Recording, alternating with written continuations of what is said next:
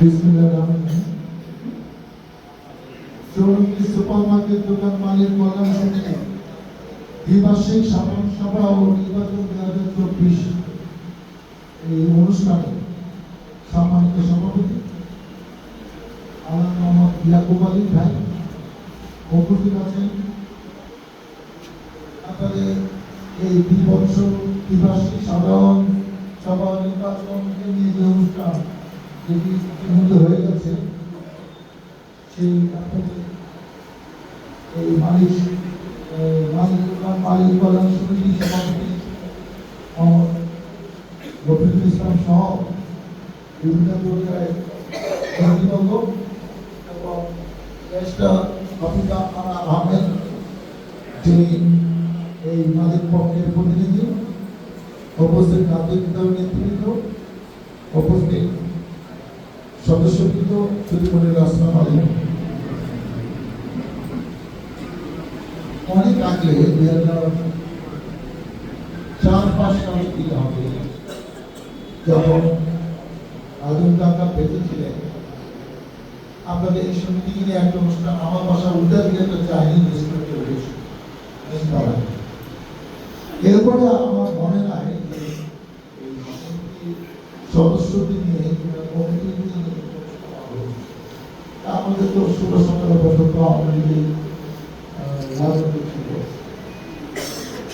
আমি আমার বলতে চাই যে 1984 সালে এটা স্থাপন হয়েছে এবং আমি যতটুকু জানি ঢাকা মহানগর পার্টি, ঢাকা জেলা, ধামরাই,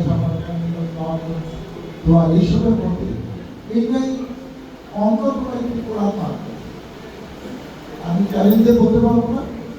এবং 86-87 সাল থেকে এই দোকান কেনাবেচা শুরু হয় এবং 89 সাল থেকে বেশিরভাগ যারা আপনার আছেন তারা এখানে শীতের মাধ্যমে আপনার দোকানটির একটা নিয়মতান্ত্রিকভাবে আপনাদের কার্যক্রম শুরু করেছেন।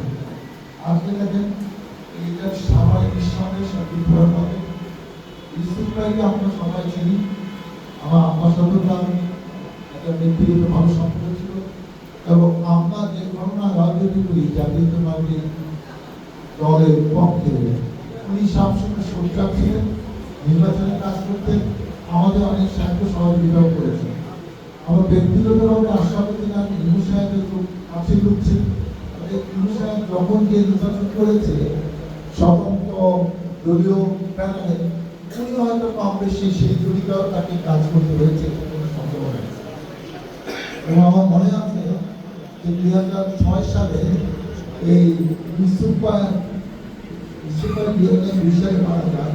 তারপর তাদের সম্পত্তি নিয়ে ছোটখাটো কিছু সমস্যা ছিল। এটা যখন সমস্যাটা একটু বড় হচ্ছে, তখন কিন্তু এই যে তার দুই সন্তান, একজন ব্যারিস্টার, একজন ডাক্তার, বড় বড় ইস্কোতারা করা আসতে পারে নাই ডাক্তার, এরা দুই বোন একদিন আমার কাছে আসতো যে আমাদের এই সম্পত্তিটা ভাগ করতে হবে। কিন্তু আমি ভরসা পাচ্ছিলাম না যে অনেক বড় সমস্যা, তখন আমি সংসদ সদস্য, আমি আরো সমাধান করতে পারবো। আমি তাদেরকে বললাম ইনু সাহেব ভালো সম্পর্ক না, ইনুর মাধ্যমে সমাধান, কিন্তু শেষ পর্যন্ত ইনু ভাইয়ের মাধ্যমে একটা সমাধান হয়নি। আমি থেকে কিন্তু এই সয় সম্পত্তি যা আছে, যেগুলা তাদের পারিবারিক সম্পত্তি, বসিয়াজি তাদের দাদা, তার নামে সেই সম্পত্তি ভাগগুলা কিন্তু আমার মাধ্যমে হয়েছে। এবং আমি হয়তো 100% ন্যায় বিচারের পক্ষে থাকতে পারি না। তাকে আমি একটা কথা বলেছিলাম ভাগ করার আগে, যে আমি কিন্তু 5টা বুঝি, দুষ্ট লোকের সাথে সবসময় সম্পত্তি দিতে যাইতে হয়। তুমি হয়তো কিঞ্চিত কিছু কিছু টাকায় কম পাবা, কিন্তু তুমি যেটা পাবা তুমি লং রানে ভালো পাবা। কিন্তু এখন তোমাকে তুমি একজন ফিমেল, বাংলাদেশের কন্টেক্সটে ওই ফিমেলদের অনেক জায়গায় ন্যায্য অধিকার পায় না, তুমিও কিন্তু একটু হয়তো কম পাইতে হবে, কিন্তু তুমি কিন্তু লং রানে গিয়ে আল্লাহ বরকতে বাকি সময় ভালো থাকবে। আমি নিশ্চিত আমি আগেই তোমার কাছ থেকে এই অনুমতিটা নিয়ে নিলাম যে আমি কিন্তু 100% কাগজ কলম দেখে জমি মা বাবার কাগজ সেটা অনুযায়ী আমরা এটা 100% ফয়সালা করতে পারবো না। কিন্তু মোটামুটি একটা সামাজিক ফয়সলা করতে পারবো, এবং তারা সেটা মেনে নেওয়ার পরে কিন্তু আমি ফয়সলাটা হাত দিয়েছি। আজকে দেখেন 154 সদস্য যে আপনাদের সমিতি, এটা 25 সদস্য কমিটি হয়েছে। আমি এটার ব্যাপারে যেটা বলতে চাই যে তারা কষ্ট করে করেছেন, ইউসুফ ভাই মারা গেছেন, তাদের পরিবার আছে, এবং তার কথা মতো দেখবেন যে ব্যারিস্টারি পড়েছে সেটা কিন্তু আজকে সে আমাদেরকে বুঝিয়ে দিল যে এমন সুন্দরভাবে সে উপস্থাপন করলো। হ্যাঁ, সে যেটা বলতে চেয়েছিল কথা, উইন উইন সিচুয়েশন, আমার সমান আমার জায়গায়, আপনার সমান আমার জায়গায়। কিন্তু আপনি যদি মনে করেন যে আপনারাই সব, তাকে আমাদের লাগবে না, সেটা করে আপনাদের সাথে সে থাকতে চায়, আপনাদের পাশে থাকতে চায়, আপনারা মিলেমিশে এই সমিতিটা চলুন, সমস্যাটা আলাপ করবেন, কিন্তু তাকে প্রতিপক্ষ বানায় না, এটা কিন্তু সে বলতে চেয়েছে। এবং আমি মনে করি আপনারা সেই মেসেজটা পেয়েছেন। অতীতে কি হয়েছে সেটা বলে যান, এবং সে বলেছে যে পরিবারের একটা গার্জেন অনেক সমস্যার সাথে আমি সম্পৃক্ত আছি। আমি ছোট্ট একটা উদাহরণ দিয়ে বুঝলাম, এই যে 1 মাস আগে যখন কমিটি হচ্ছিল, যে কমিটি নিয়ে অনেক কিছু আমরা জানি, কিন্তু আমরা সব কিছুতে ইনভলভ হই না।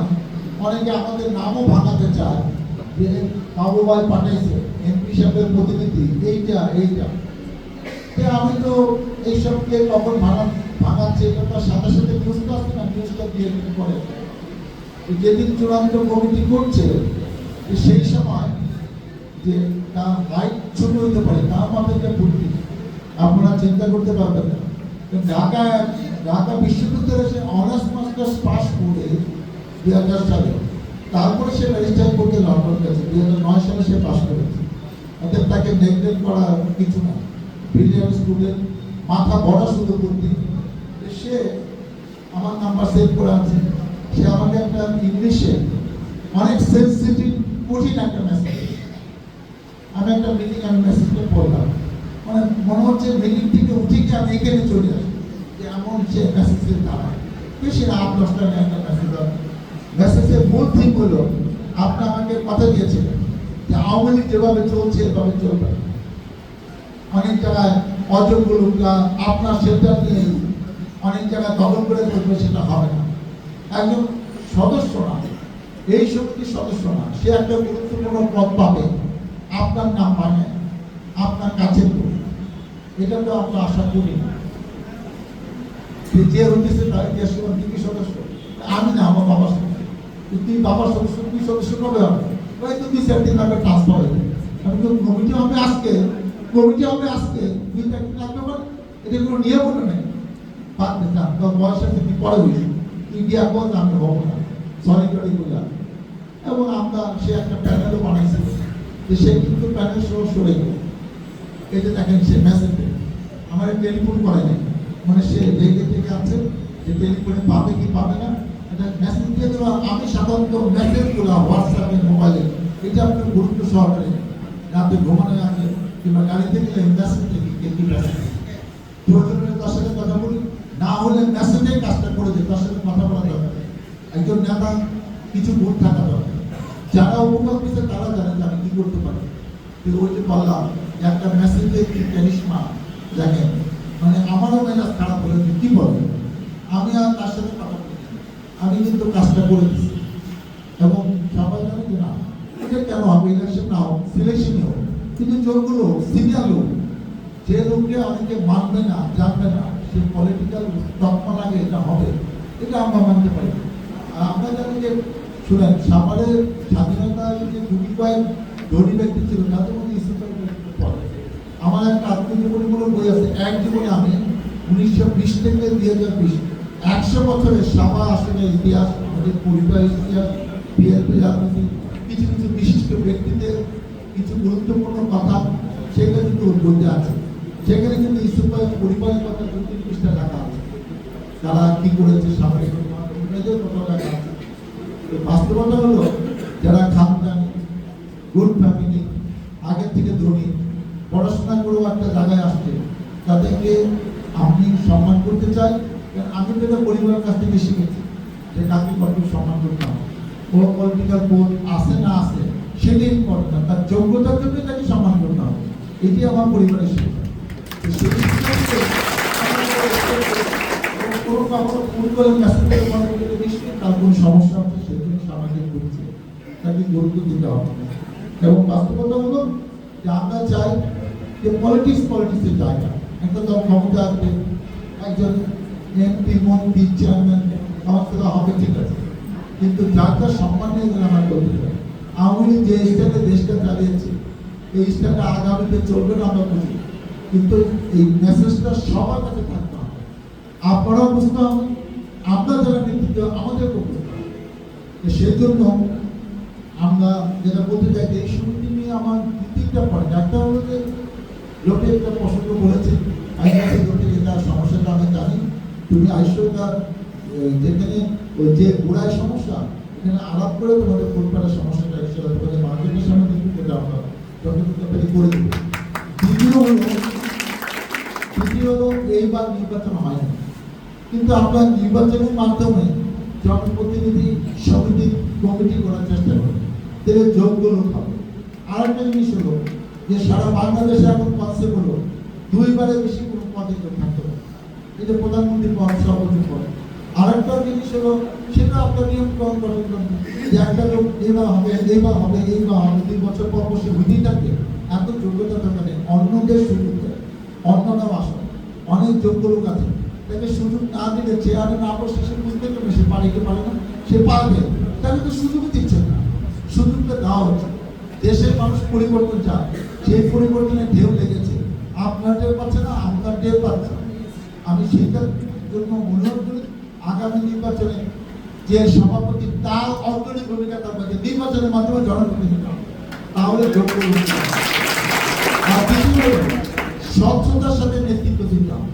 স্বচ্ছতা এখানে আপনি 154 জন 1000 করে মাসে টাকা, আপনার তো ঠিক আছে, আপনাদের খরচ আছে, সিকিউরিটি আছে, ওটা আছে, অনুষ্ঠানের খরচ আছে, সব কিছু, কিন্তু যখন একটা অনুষ্ঠানে আপনি অন্যকে দায়িত্ব দেবেন, আপনার সভাপতি আপনার কোষাধ্যক্ষ সমস্ত কেনাকাটা আপনারা করবেন, আপনারা করতে পারবেন।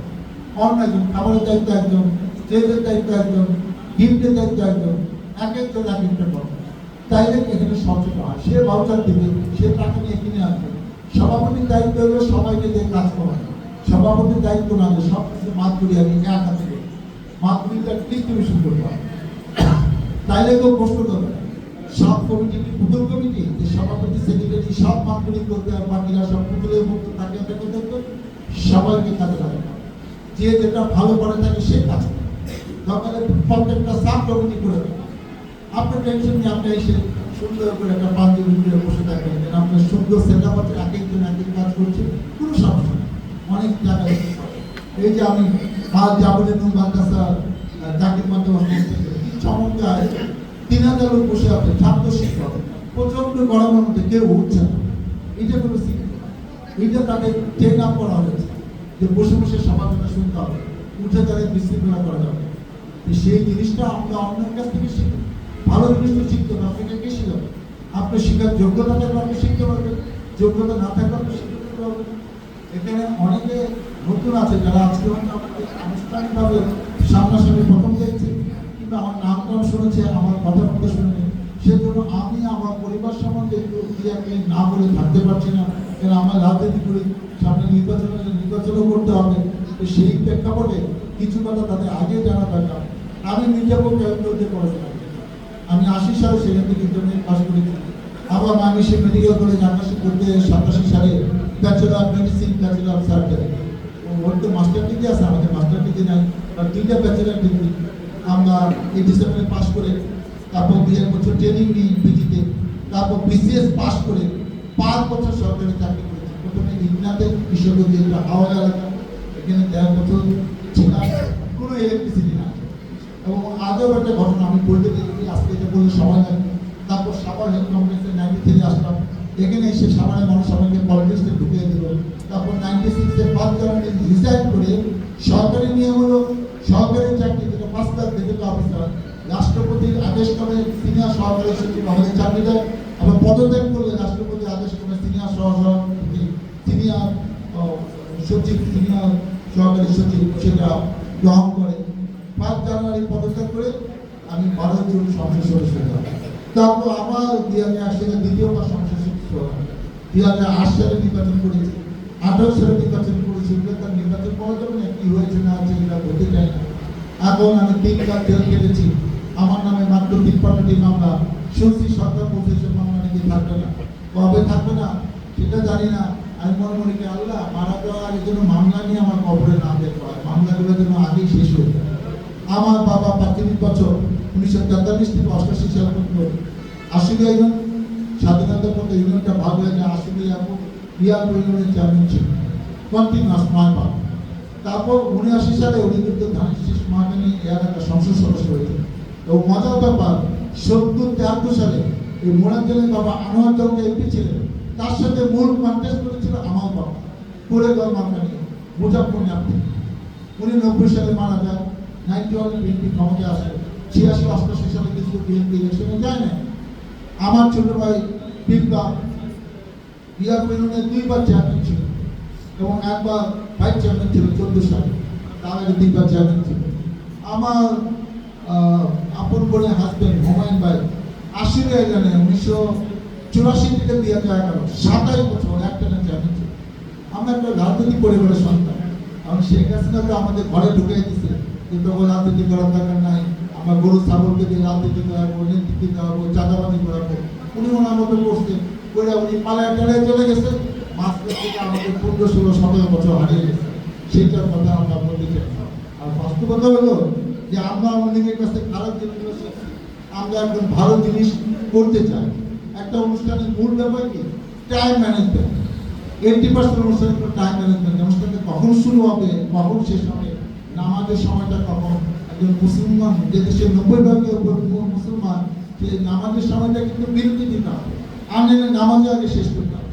এটা কিন্তু অনুষ্ঠান শুরু আগে যারা আয়োজন তাদের মাথায় রাখতে হবে। নামাজ টাইমকে ওভারল্যাপিং করা যাবে না। এবং বক্তৃতা বলবো, আমি বুঝি না যে লোকজন এখন বক্তৃতা শুনতে চাচ্ছে না। কেমন বাবা তুমি 1 মিনিটে বক্তৃতা শেষ করতে পারো না? বক্তৃতা শুনতে আসে একজন 2 জন, 10 জনের বক্তৃতা শুনতে চায় না। কিন্তু বাংলাদেশে কি একটা আজব নিয়ম, যে মাইকটা ধরে সে 10 মিনিট 5 মিনিট 7 মিনিট কি যে কথা বলে। আমি মানে একটা কি করতে চাই, উদাহরণ দিতে চাই। তাও যে বক্তৃতা দিতে যাচ্ছে সে একদিন দিল না, 2 দিন দিল না, কেউ মনেও করবে না তুমি কেন বক্তৃতা দেয়, কেউ মনে করবে আমি নিশ্চিত। কিন্তু উনি কিন্তু জানে না যে আমি বক্তৃতা না দিলেও কোনো সমস্যা নেই।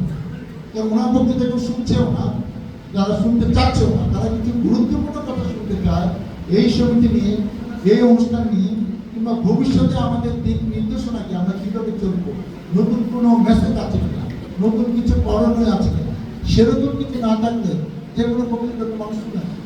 আমি দেখেছি, আমি একজন ডাক্তার হিসাবে অনেক বক্তৃতা বক্তৃতা দিলাম, 3-4-5 মিনিটের পর বক্তৃতা দেবো। এই বক্তৃতা কোনো গুরুত্ব না, যে 3 মিনিটে তার বক্তব্য শেষ করতে পারে না, আমি তাকে খুব ভালো নেতা মনে করি। আমার অভিজ্ঞতা অনেক আগে অভিজ্ঞতা, আমি 20 সেকেন্ডে বক্তৃতা শেষ করতে পারি, 30 সেকেন্ড। আমি কানিতে 96 নির্বাচনে 2 জায়গায় হয়েছে, সবাইকে ম্যানেজ করতে করতে বক্তৃতা দিতে দিতে মার্জমান দাদা আজান দিয়ে দেয়। আমাদের টার্গেট আজানে করে লোক চলে যায়। ওই মার্জমান আমাদের যখনই আজান দিয়ে দিচ্ছে, আজানটা শেষ হচ্ছে, আমি 10 মিনিট দোয়া ছিলাম। উপায় না, আমাকে তো দোয়া চেতে হবে, আমার তো বক্তৃতা শোনা ইম্পর্টেন্ট। সেই জন্য পরিস্থিতি বুঝে আমাদের বক্তৃতা দিতে হবে। সেটা আমরা বেশিরভাগ কথা বুঝি না। বক্তৃতা দিয়ে আমি কত কিছু করে বলবো, বক্তৃতা দিয়ে নেতা হওয়া যায়। ভালো বক্তৃতা দিলে ভালো নেতা, এটা ভাবার কোনো কারণ নেই। আমি আওয়ামী লীগের সময় দেখছি বক্তৃতা দিলে 14 জন, পিছিয়ে দাঁড়ায় থাকবে 42 জন। আপনারা জিম হয়ে বসে থাকবেন, কে কি বলতেছে কিছু আসে যায় না, আপনি এখানে শুনবেন শুনবেন শুনবেন। সেই ধারা কিন্তু এখন নাই। আর বাস্তবতা হলো যে জনগণ এখানে যারা উপস্থিত অডিয়েন্স, সে কি চাচ্ছে সেটা কিন্তু আমাদের ফলো করতে হবে। তাদেরকে প্রায়োরিটি দিয়ে আমরা আসছি, তাদের উদ্দেশ্যে কিছু বলার জন্য। সেইটা যদি আমি সময় মতো বলতে না পারি, অন্যান্য বলে বিরক্ত করে ফেললো, আপনাদের থ্রেশহোল্ড লেভেলটা নাই, এখন তো আমি বেশি বক্তৃতা দিলে আপনাদের ভালো লাগবে না। আমাকে তো ওটা শর্ট করতে হবে। সেই জিনিসগুলো আমাকেও বুঝতে হবে, আমার আশেপাশে যারা আছে তাদেরও বুঝতে হবে। এদিকে সামনে একটু নাম বলি, আমাদের নেতাকে একটু সুযোগ দিচ্ছি। আমরা যেগুলো অনেক বক্তৃতা দিচ্ছি এবং সামনে এমনও আসবে যে আজকে বক্তৃতাই নেই, আমরা আপনাদের কথা শোনা চলে যাবো, 1 মিনিটে বক্তৃতা শুনবো। এরকমই কিছু নিয়মকরণ আমাদের করতে হবে। আর বিবেকটাকে জাগ্রত রাখতে হবে।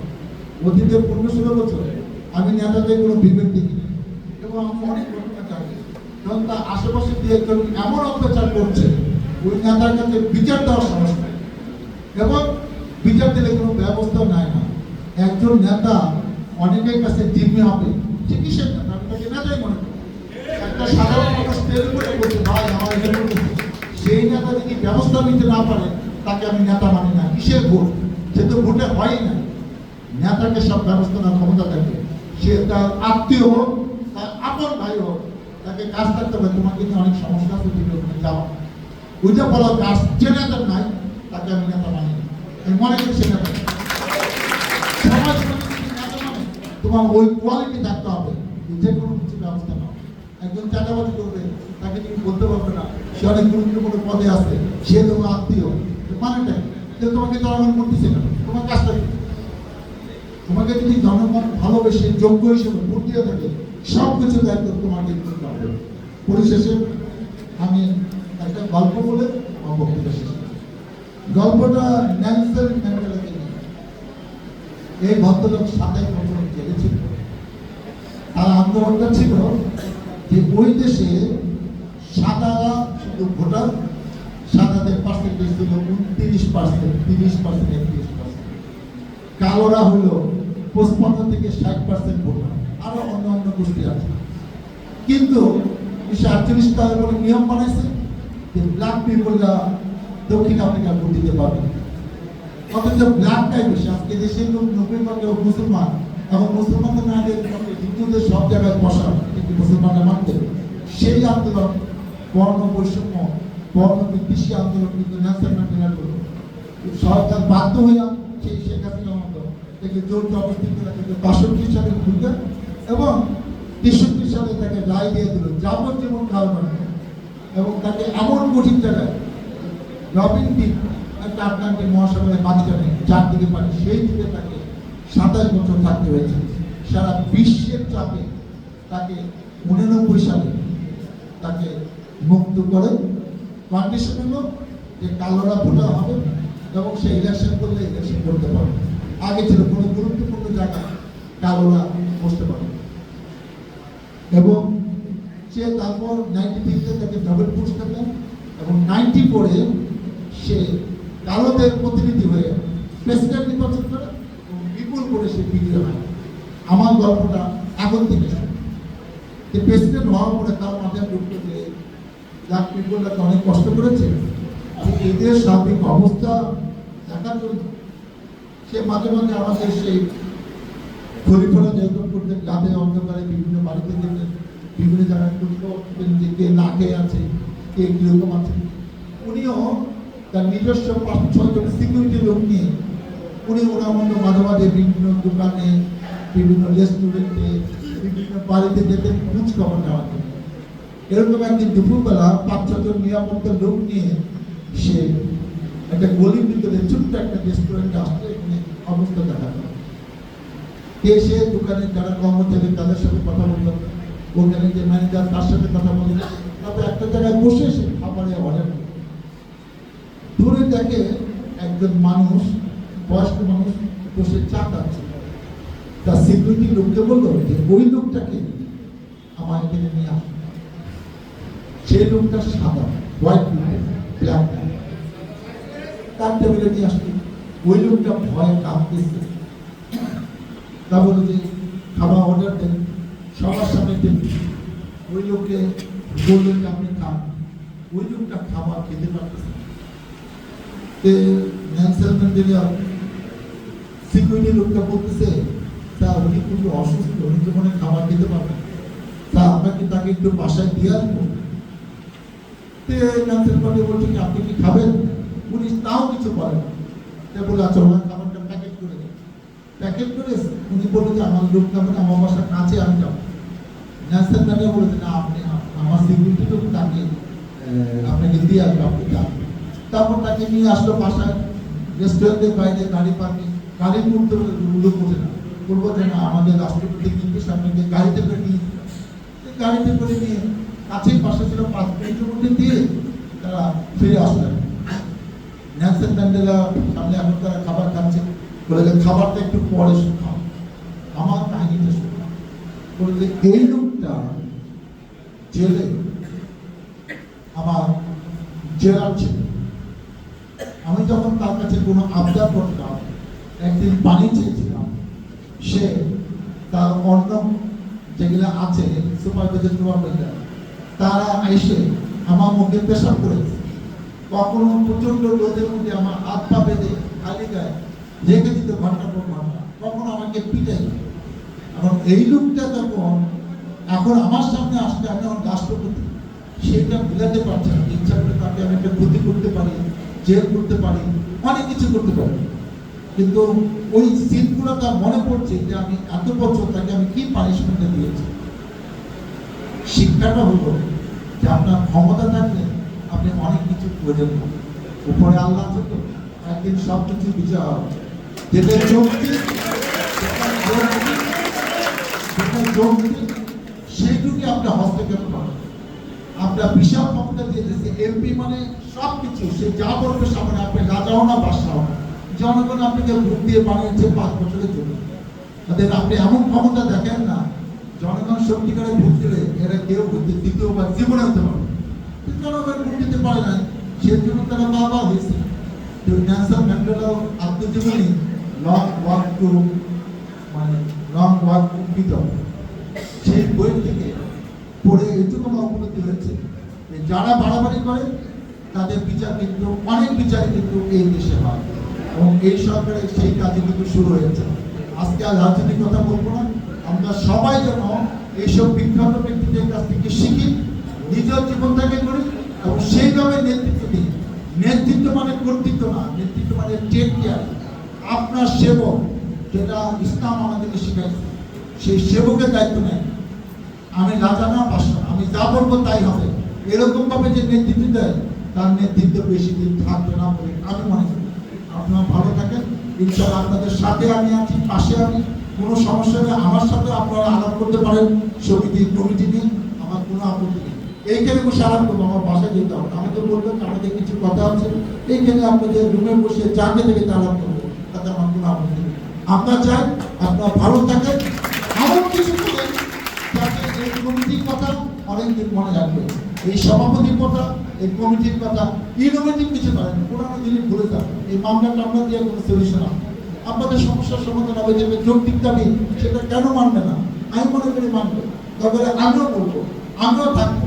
সে যেরকম আমাকে একটা কঠিন একটা মেসেজ দিচ্ছে, আমিও সামনে সামনে কঠিন কথা বলবো। আপনারা আমাকে জানান যে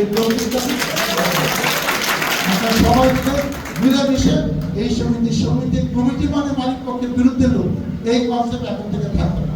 মিলেমিশে ভালোভাবে এই সমিতি চালানো সম্ভব, এটা এই কমিটির এটা দায়িত্ব। আপনারা সেই ক্যারিশমা দিয়ে দেখিয়ে দেন যে আমরা সবাই ইউনাইটেড সুন্দর একটা সংগঠন। আমরা এই যে আপনাদের সদস্যদের স্বার্থ দেখার জন্য এই কমিটি হয়েছে, এই কমিটি সভাপতির স্বার্থ দেখার জন্য কিন্তু এই কমিটি হয় না। অতএব সেটা জন্য আমাদের মাথায় রাখবেন। আপনারা ভালো থাকেন, আগামী দিন আপনাদের সাথে আমি আছি। এই প্রত্যাশা ব্যক্ত করে শেষ করছি। আল্লাহ আপনাদের বিদায়।